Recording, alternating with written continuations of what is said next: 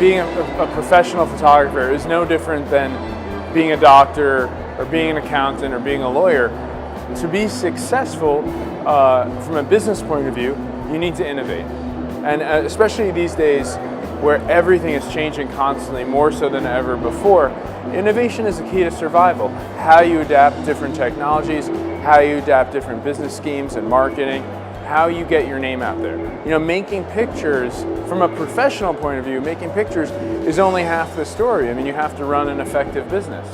And you know, a lot of that comes from being able to adapt using different tools for image making. You know, in a way, adapting how you present your images to the public. You know, are prints the answer? Are doing books the answer? Well, probably not anymore. Like, maybe books aren't the answer. It used to be that was how I learned photography, was going to a bookstore and looking at all the photo books.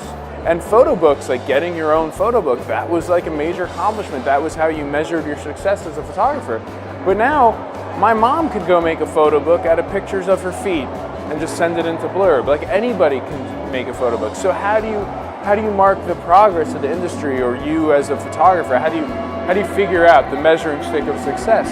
And I think that just comes from adapting new technologies and understanding how to innovate to tell your story. Social media is a huge aspect for marketing and storytelling, but how do you effectively tell a story on social media that hasn't been done before?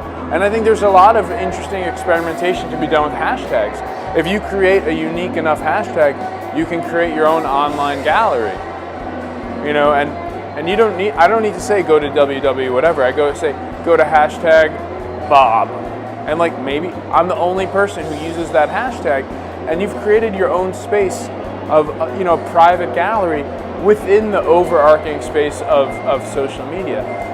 And there's also a way to connect with the audience, because they can use the hashtag and build in responses to the work you've already put up there.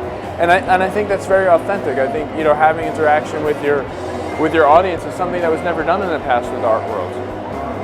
It was never done in photojournalism. You would just put the work out there and you never hear anything back. And now you have that option. You have that connection. And that's how you bring more people closer to the content of your work. You know, in this world, like, where most of us are freelancers, and, you know, we're all scrambling, you know, to pay our rent, I think there's something amazing about bringing like-minded people together. I mean, why do, you know, accountants have conferences in Las Vegas or whatever? I think, you know, there's a reason you bring like-minded people together, so we can share and inspire and push the boundaries of the place that we're in. And I always get inspired every time I come to Australia for a head-on, because it's about, you know, being with your comrades in arms, where we might be totally different lifestyles, we might have totally different views of the world, but we all love photography. And this is a place where we can let down our hair,